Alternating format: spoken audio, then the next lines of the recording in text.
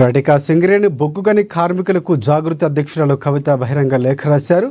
TV GKS గౌరవ అధ్యక్షుడిగా ఎన్నికైన కొప్పుల ఈశ్వర్కు శుభాకాంక్షలు తెలిపారు. ఆమె కార్మికుల చట్టాలకు విరుద్ధంగా పార్టీ కార్యాలయంలో ఎన్నిక నిర్వహించారంటూ కూడా కవిత ఆరోపించారు. రాజకీయాల కారణంతోనే ఈ ఎన్నిక జరిగిందని అన్నారు. సింగరేణి కార్మికుల కోసం పోరాడుతూ ఉంటే తనపై కుట్ర పన్నుతున్నారని, భారత రాష్ట్ర సమితిలో జరుగుతున్న పరిణామాలు అందరికీ తెలుసునని కవిత ఆ లేఖలో స్పష్టం చేశారు. ఇక తన తండ్రి రాసిన లేఖకు సంబంధించి తాను అమెరికా వెళ్ళినప్పుడు లీక్ చేసినట్లు కూడా ఆమె గుర్తు చేశారు. తనపై కుట్రలకు పాల్పడుతున్న వారిని బయట పెట్టాలని కోరితే తనపైనే కక్ష సాధించారంటూ కవిత అసహనం వ్యక్తం చేసినటువంటి సందర్భాలు కూడా కనిపిస్తున్నాయి. సో కవిత వ్యాఖ్యలు ఇప్పుడు కీలకంగా మారినటువంటి సందర్భాలు ఉన్నాయి.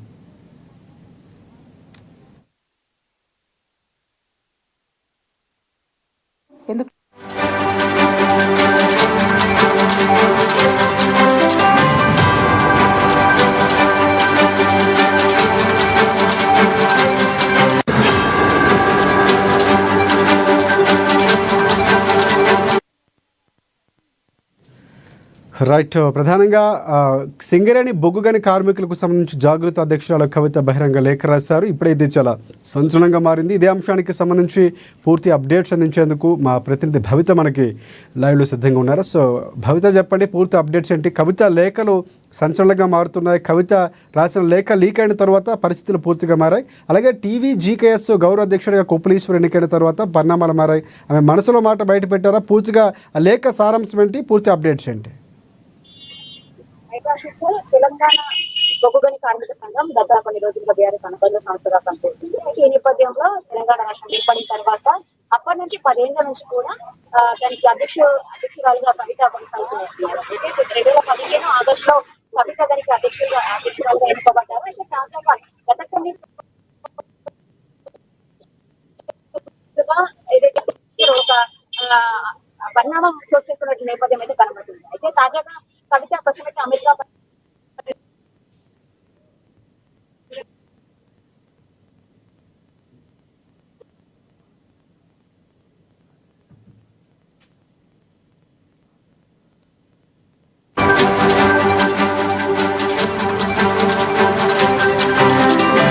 ప్రాబ్లం మందే అనుకుంటున్నాను నేనైతే.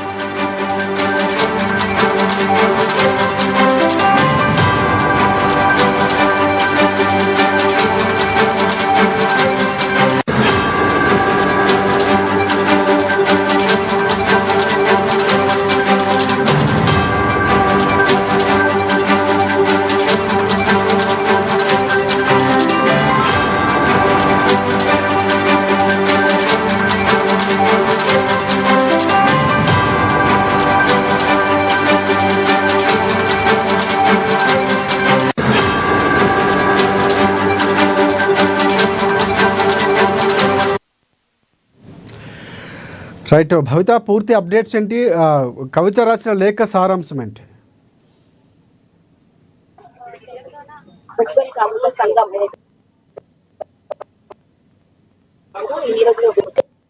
ఇప్పటివరకు కూడా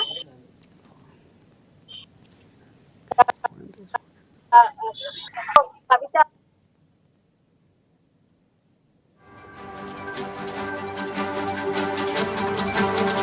టైం వేస్ట్ ఎందుకు చేసుకుంటూ ఫోన్?